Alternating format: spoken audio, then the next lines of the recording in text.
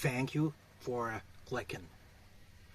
In this video, I would like to discuss what the death really means, and based upon that, how should we plan our life.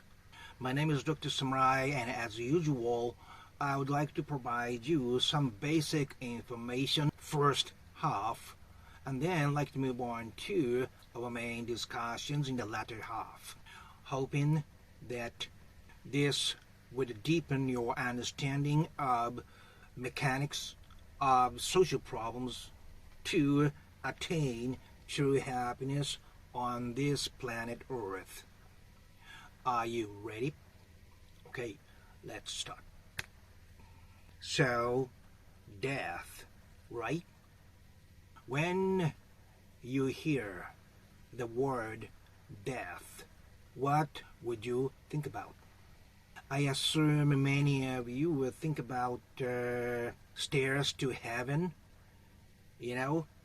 white stairs, and on the top tier there's this door, and you open it and the other side is bright, which is supposed to be the heaven.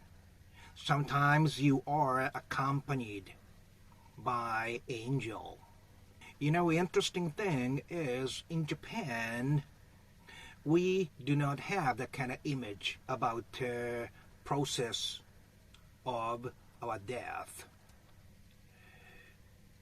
In our culture, there's supposed to be a river that separates this life and afterlife. And you see so many beautiful flowers blossoming. You are standing on this side. There's the river, and the other side you see those familiar faces who already passed before you. And they are supposed to call you over. Hey, come on over, welcome, and stuff like that.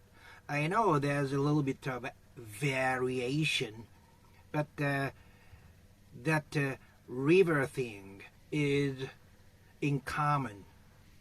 Also, you might have thought about near-death experiences, which you may have experienced yourself, or you may have heard from your friends.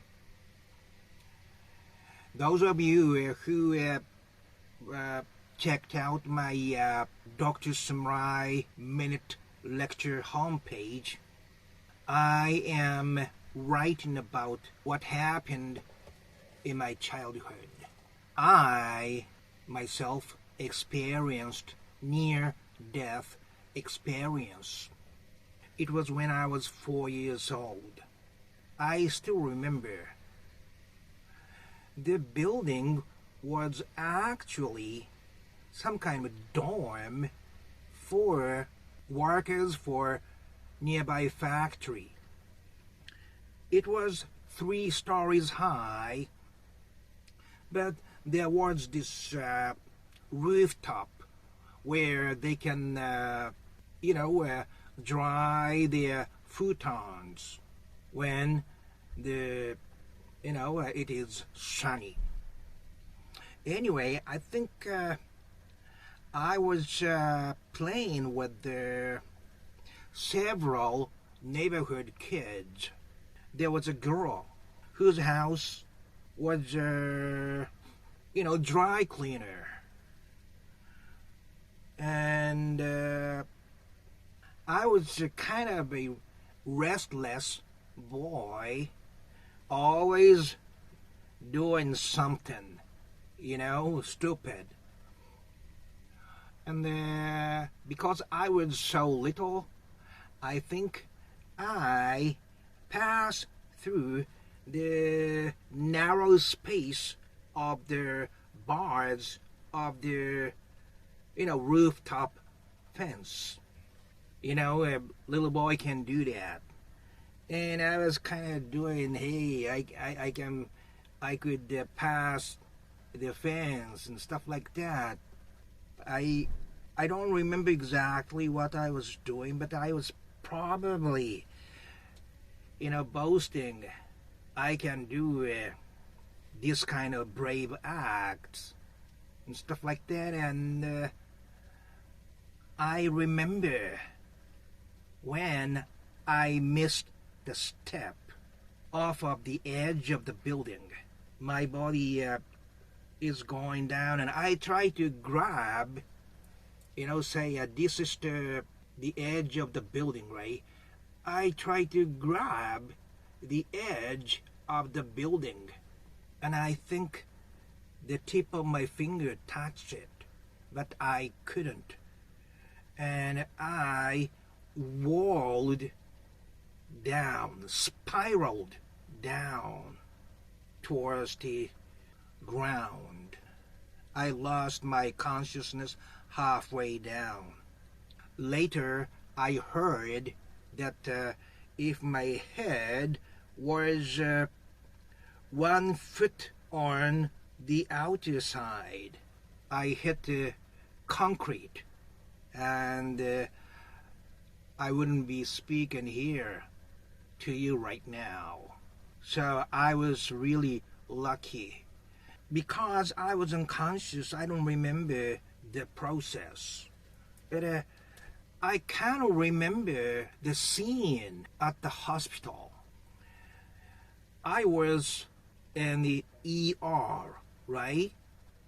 And my body was lying on the bed, and I could actually see my body. Another me was watching my lying body on the bed from the ceiling. I clearly remember that. I allegedly asked my mother to sing the theme song of some kind of a superhero on TV program. But that I don't remember.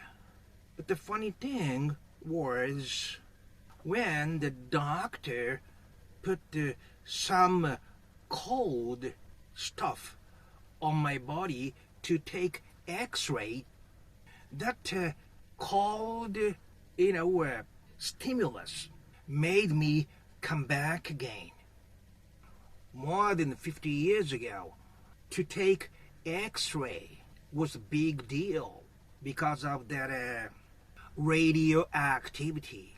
So I guess in the old technique, they had to put some kind of a stuff to block the radioactivity or something, and that was that cold thing which woke me up. But anyway, the reason I talked about those different images of dying and also my own near-death experience is that all those that I have just talked about are not death itself. Because I am back talking about that experience now. And all those people who you heard their experiences from are alive. That's why you could hear, right? They were alive. So that images and that near-death experience, they don't have anything to do with real death. All those images came from our brains still working because we were alive. I would not like you to misunderstand my message, but when we die, there's no such image. We become nothing. I understand there are many religions talking about our second lives. That's fine. and I have respect to every religion. That said, all religions are man-made, created based upon the accumulation of human memories. And we created those teachings to live through hardships we face in our lives. Our having life after death is part of that. Thinking that way, we could have some courage even when we faced extremely difficult situations. That's what religion is intending for us. But again, we are born as part of nature, and we die as part of nature, going back to the ground, mud on this organic planet. That is the physical truth. And in true death, there's no stairs to heaven. There's no rivers that separate life and death. There's no watching our bodies from somewhere else. We become nothing. This is hard truth, which I do not want to believe either. Because I personally wish I could meet those who I love when I die. Part of me is hoping that, but a part of me knows it's not going to happen. What I would like to say is this. We say karma, right? You do good things in this life, good things is waiting in afterlife. But indeed, what the karma truly means is, if you do good things, future you, that is, your children, will have good experiences in the future. That's the karma, and that is your reincarnation. Your children are your reincarnation. You do good things come back to your children. This is what the karma means in reality. My true value today is all these materialistic obsessions we see today. Like some rich people have 3 houses, each of which has huge jacuzzis, which is warm even when you are not there. And you use that each house only once a year or so. Or, 10 luxurious expensive cars and innumerable pairs of shoes and all those material wealth. Once we accept this hard truth that death finishes everything, do you still want to keep those things? Those who say yes are still living comparing yourself with others, which is not going to lead you to true happiness forever. Comparison is always relative. Happiness and exist only in the self-contained state. I'll tell you what, Mr. Giangotti's mentor, Mr. Delacroce, allegedly said at his deathbed to Mr. John that look at all these luxurious materials I have in my house. I cannot take any of these with me when I die. All I can take is my honor. Mr. Charles Manson, that I continued my exchanges for years. He said once he dies, he would be back with all those honorable spirits who died for wars and who died with honors. And he kindly included those young people who died in Zero fighter planes too. But so far, he never came back with those honorable spirits, as he said. So, you cannot take all that. I think thanks to the religions, we may not have to face the reality that we will die and disappear completely. If I say this, try not to cause any misunderstanding. That is causing all those confusions that we see today globally.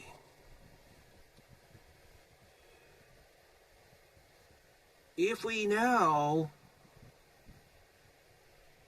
we be nothing,